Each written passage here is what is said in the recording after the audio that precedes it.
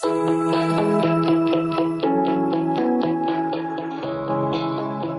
folks, it's your friend Bernie here, and welcome to today's episode of the Community is the Key, or What is the Secret podcast, which is a co-creation of the Coworking Values Podcast with Christian from Salto. And in this series, we interview people all over the world, loads of different industries, about what it takes to make a community. Because in the co-working and co-living industry, we love talking about community, but how do you actually do it? It's like catching smoke in a jar. And today's guest is someone I've known since 2018. I first saw him speak at the Co-Live Summit with WeShare in Paris in 2018. It was about the time his book New Aging came out, and there's a link in the show notes to that. And Matthias is a prolific architect and is very, very interested above average rate of how we will live in communities in cities and in rural projects going forward, the role of each generation in forming and shaping and communicating society. This is a really, really interesting conversation, and I'd urge you to click the links in the show notes and follow Matthias's work as it evolves. Thank you very much for your time and attention today, and let's get into the show.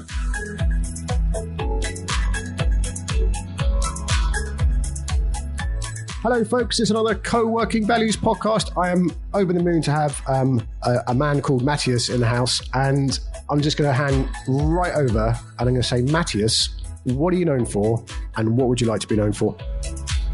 Hello. Yeah, my name is Matthias. I'm an architect out of New York, originally coming out of Germany. So I think I'm an architect, but I see myself much more as kind of an entrepreneurial inventor of new places and experiences. Because architecture is not just about creating buildings, it's about creating environments that empower people to live good lives. That's amazing.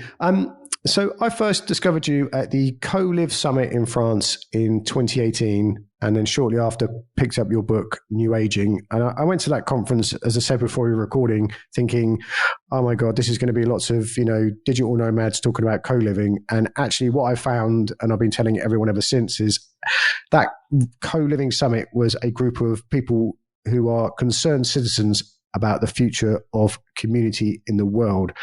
And can you say a little bit about your book to set up the beginning of our discussion? Because it's better you say it than me. Yeah, so the book that I wrote is called New Aging, Live Smarter Now to Live Better Forever, which has actually a really fun, interesting history. I was teaching at the University of Pennsylvania, and as a male about to turn 40, I became interested what's about in my life when I'm getting older as an architect. And I saw all these kind of things that society prepares us for, right? So retirement communities, nursing homes, and so on. And none of them I thought were appropriate and would be anything that I would like to experience. So I used this opportunity and I pitched this as a study at the University of Pennsylvania. They agreed, but they gave me a warning. They said, Matthias, if you do a studio on aging and not enough people sign up, you don't have a job. And I was like, well, whatever, I try. And my course, to every people's surprise, was oversubscribed by a multitude. So I had this amazing group of young architects or emerging architects to research what we could do different. And they traveled around the world, and they came back with so much information, which then over time, right, we used it, of course, in the studio. And then later on, it really helped me to build the foundation on the book New Aging, which became basically a self-help guide with multiple tips and tricks, what you could do different in your own life to live a better life and live a longer life. And it's actually not very mysterious. A lot of things are very self-explanatory, but when you put them together, it becomes a much more holistic kind of experience that we all can follow. So like our theme for this podcast series is community is the key and what is the secret. And, you know, in your work and in Dan's work around blue zones and stuff, one of the basically it's about food and community and movement. And what is it? I think what I want to ask, actually, I'm going to divert my question, is what is it that was interesting for those architectural students around the community aspect of what came out of what they studied and found and, explored?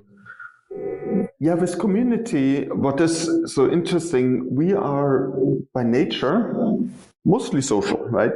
We have very, very different traits. Some people are more introverted, extroverted, and so on. So there's a lot of difference between us. But in the end, we do gravitate to other people. And that creates happiness, that makes the feeling of belonging. All of these kind of beautiful things that when we're young, we actually take for granted quite a bit. And when we're getting older, what happens is that obviously part of our community passes. It becomes smaller. It becomes harder to replenish our social connections because we're not so embedded into different activities. But that is exactly what we have to address. We have to make sure that we are constantly replenishing our social connections, make these bonds, and that is the basis of a community. And these communities can happen naturally.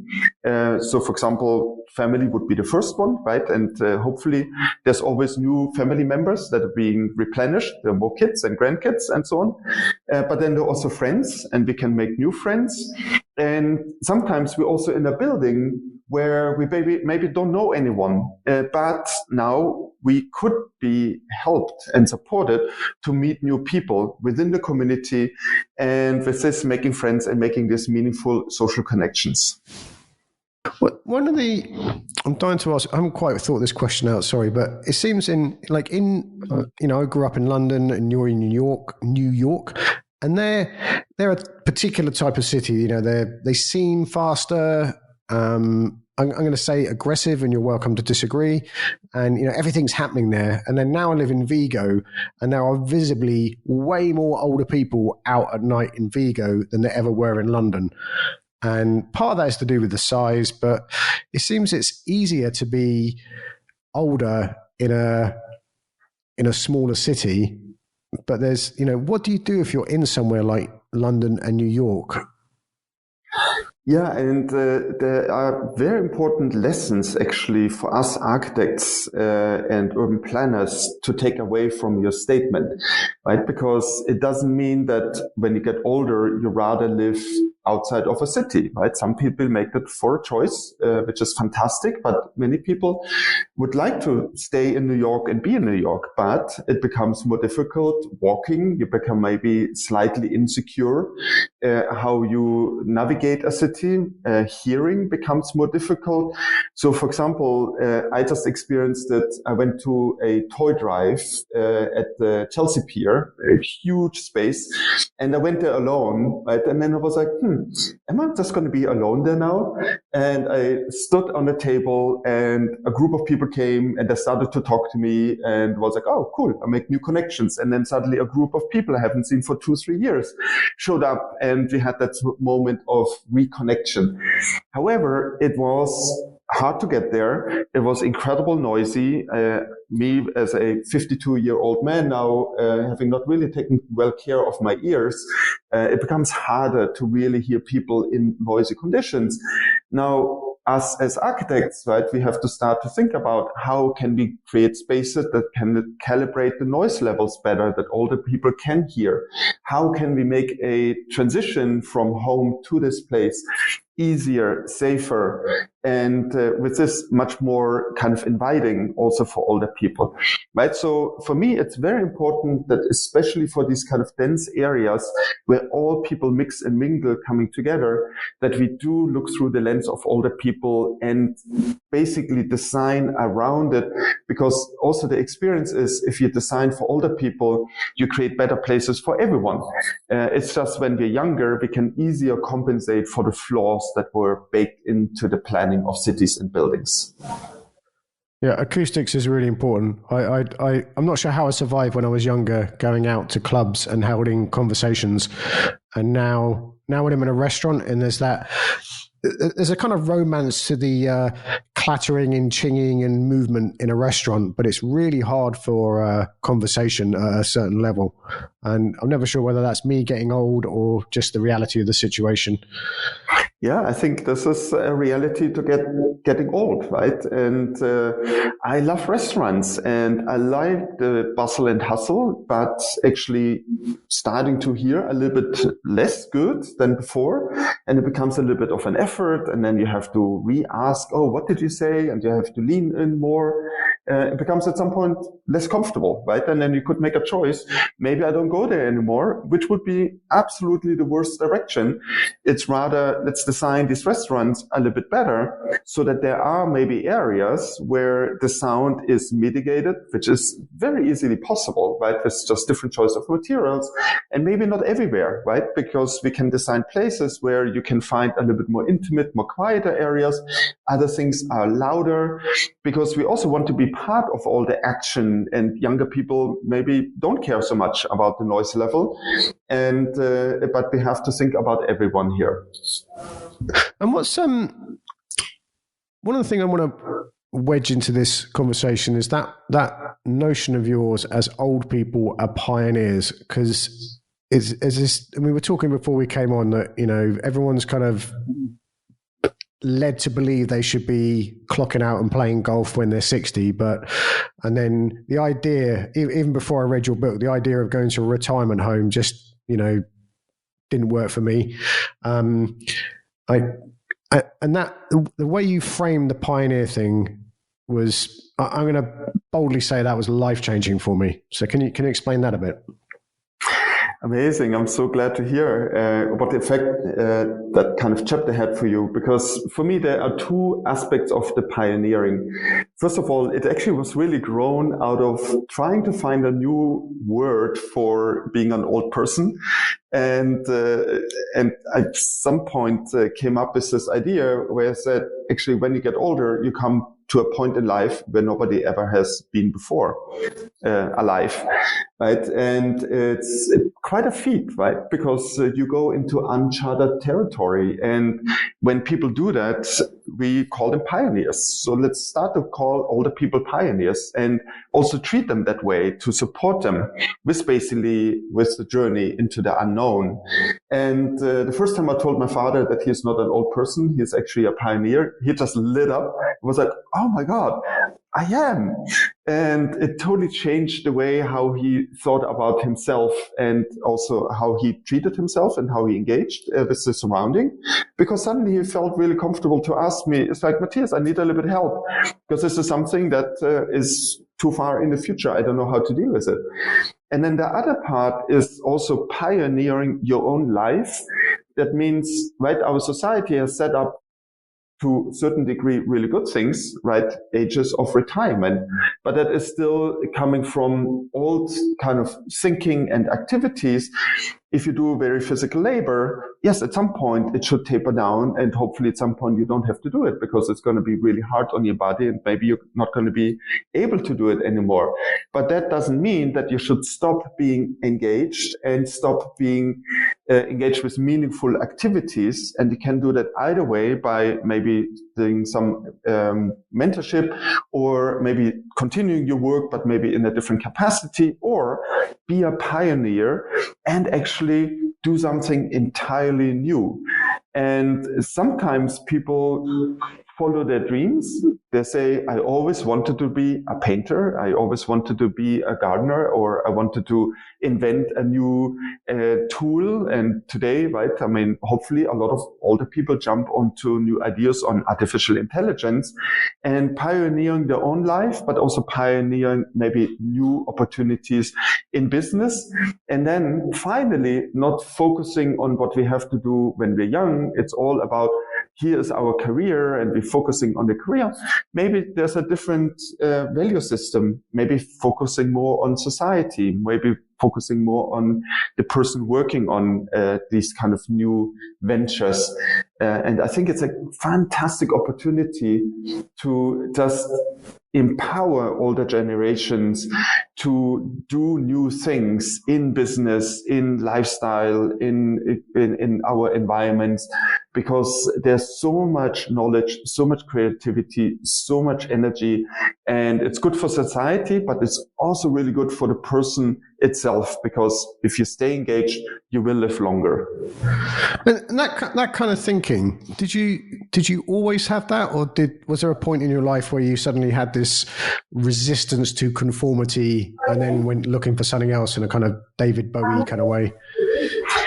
Oh, that is a very good question, because I grew up in a 3-generation home in Munich where my grandmother was living with us. And we basically supported her, and especially my mother, when she had a heart attack. And for years, 3 years, I believe, it got worse. We were there, and I was the last one talking to her, and she basically passed in the room next to me. And for me, that always created a very clear sense of aging and passing, but in a kind of a positive way, I would say, because I saw it as something very natural. And I also saw it something that was an incredible bond that happened between the family, where we all were there for somebody to help. And from there on, I think I always had the feeling that when I started to become an architect, is that there's a responsibility that our architecture is supporting people in their lives. I never saw it as buildings that need to maximize returns for the client or create something so outstanding that all the intellectuals love it because it's maybe the new kind of trend in architecture, but then people who are using it maybe don't understand it, cannot use it, and it's just like a self-reflection maybe of somebody in his kind of vision. So I always saw it much more as down to earth to create incredible, beautiful, unforgettable, social and sustainable buildings. And in that process, right, and I really credit my aging to turning 38, where I did look into my own midlife crisis, and with that already looking into the future and realizing it, and then being at the University of Pennsylvania, then running this program for 4 years, and then going to every conference, right, and reading every book, and seeing then suddenly all of these kind of tendencies and the blue zones that you had mentioned before, right, were something I became really interested, and it felt so logical, right, because when we see ourselves, when we have a purpose during the day where we say, oh, we maybe meet friends for lunch, and we may be a little bit more active in finishing our work faster, and we want to talk about something positive to our friends, and maybe we change a little bit how we work so that we enjoy it. Right? There's so many elements where we can be self-motivating ourselves through positive inputs, and we can see that on a daily basis. And why shouldn't that be also a big effect on our life journey? There's so I'm gonna move on quickly because of time, but with all that, and the book you published in 2018, and all there's a book, but you can never see how many hours and of research and conversations and everything went into that. So that happens in 2018, and then 2020 we get COVID, and just the way society, humanity, and cities function, dramatically changes, and people know about that. And then we start coming back into meeting each other in 2022. Can you, did you have any particular thoughts or feelings or reflections about how we could reconnect in humanity, or steps we should take forward as a human race? What a big question, COVID, sorry. Yeah, huge question. But COVID had incredible impact on all of our lives. And actually for a couple of weeks, I put on Instagram, like always, a post on one of the chapters from the book I felt like were helpful. For example, stay active. Oh, awesome. You saw them. Perfect. One of them was, for example, stay active. And what I did, I live in a 25-story house building in New York, and I just used the stairwell and I just ran it up and down. And social connections. We actually in the office introduced 1 hour every morning where we all were on Zoom together, and we did not talk about work. We just talked about us, experiences. We started to play games, and we made sure that we were socially connected because there were also a lot of singles in the firm, and they really suffered greatly through this kind of period. Then post-COVID, I did had a little bit the feeling that it could have been better in terms of all of us coming out of this isolation and then being like, oh my God, the best thing ever in life is having friends around and making connections and be decent to people and be friendly because we missed everyone. Didn't really turn out that way. But what parallel has happened is that office buildings obviously now have become an option and not a necessity anymore. And the social connections that are happening in an office environment always was a given, and that was something quite natural. So currently, a lot of people try to rethink the office typology, think about how you can kind of prioritize your need for your private space versus the more office and productive space, and how we can rethink it, and then also how like the office building now suddenly needs to become more social as an intention because people are less there, and you have to maximize the positive friction between people so that you create these informal connections which are so valuable. And me personally, I'm very curious and interested in actually what artificial intelligence potentially could help us with, because what I have seen, and I'm actually working with some friends on something, we call it Vagel, which is an AI that helps to connect people to people. Because most of the time right now when people talk about AI, people engage with AI and that's it. But if you use it to connect it as a kind of a host or as a salon kind of method or so, that helps you to break maybe some of the barriers that we quite naturally have, right? Because first, when you meet a new person, there's hesitation and you have to create comfort, and then you have to feel like, okay, now I feel like comfortable engaging with a person. AI could become a icebreaker. And we're looking into that, establishing that in buildings, so that that building basically gets a personality and it becomes your friend, and he can connect you to new experiences, new other people. And I don't know where this is really going yet, because it's really early times.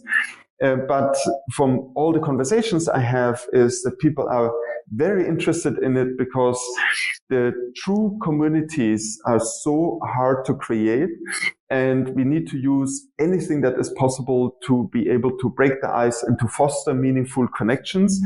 Where, as you described, right, in a village, in a small space, you run into people all the time, and it will feel very weird after the 50th time you ran into the person that you have not said hello yet.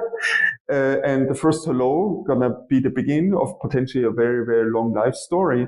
But in big cities, this hello doesn't happen, right? And you can do it architecturally. When we worked on projects with WeWork way back when, where we created We Live, which wanted to become a really interesting kind of social engine as a apartment building concept, we intentionally designed the stair connecting two floors smaller so that not two people can easily walk by each other. That meant you walked up the stairs, somebody walked down, you had to say like, oh, sorry, let me make a little bit space for you. And that was the icebreaker. So you can do some of these things kind of physical and architectural, but there are also other elements in it. When you look into resorts from Club Med or Robinson, there might be the icebreaker who is a person who makes this connection. And maybe there's also a possibility where we can use AI to bring us a little bit closer with each other. A couple of little things there is during lockdown in London, because my wife worked for the NHS, our son was, she's a key worker, so we got to go to school. So I got to know more people in my local area because I took my son to school every day and there was only about 3 people on the streets. And I just... And that's the first time in 15 years of living in that area of London that I'd stayed there non-stop. And the connections, were stronger as a result of, COVID. And it always made me feel like that's a bit weird how it took a pandemic to be connected to my local area in today's society. Yeah, and that is very fascinating. And I think you have millions and millions of different stories. In our case, right, we're living on 38 and 8 in New York, in the middle of like a region where you have offices and hotels. And the offices became empty and the hotels became COVID hospitals.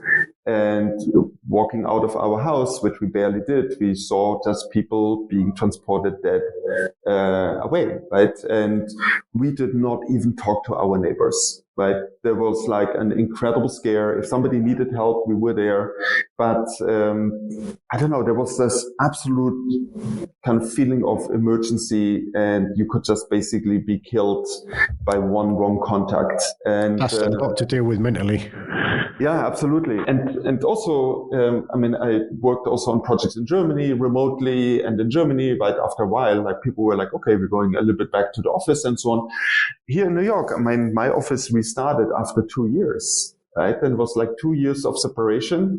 But then I feel like at least in my environment here, our social bond between everyone in the office is incredibly strong because we went through this kind of crisis. And that is maybe also something to really keep in mind, right? When we go through our own journey, getting older, and we have other people around us who are older, it's maybe important to acknowledge that potentially these people are in a crisis, right? There are a lot of challenges that are coming.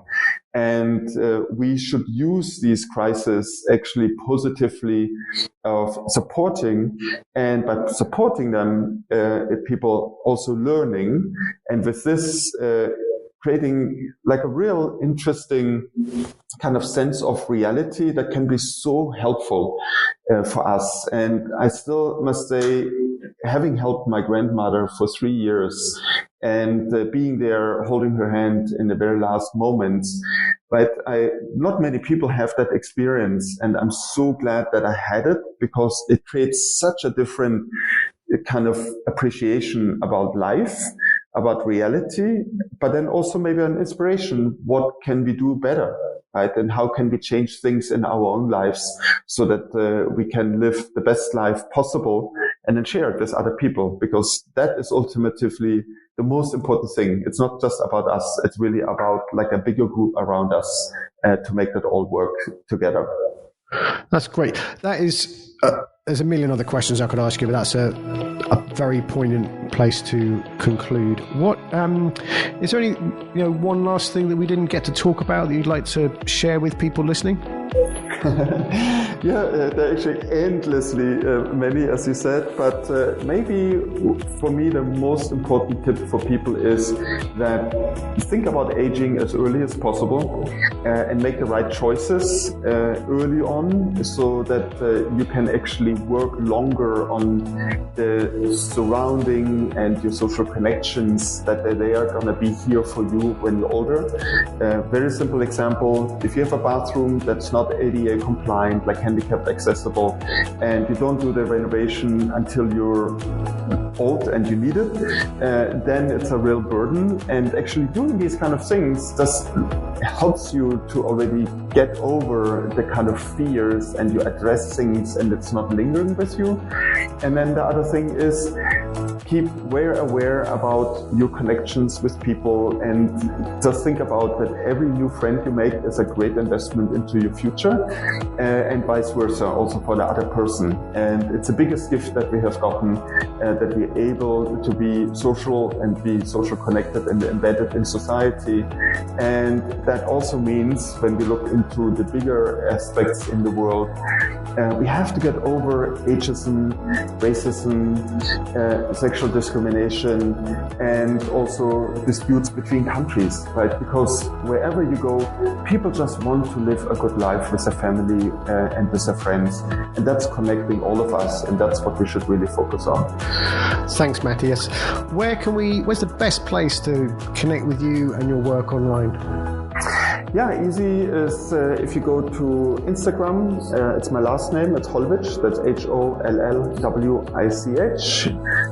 But you can also shoot me an email under mh@hwkn.com. That goes to my work email, and I tend to answer all of them in 24 hours. That's very impressive. Really appreciate your time and attention today, folks, and thank you for your time, Matthias.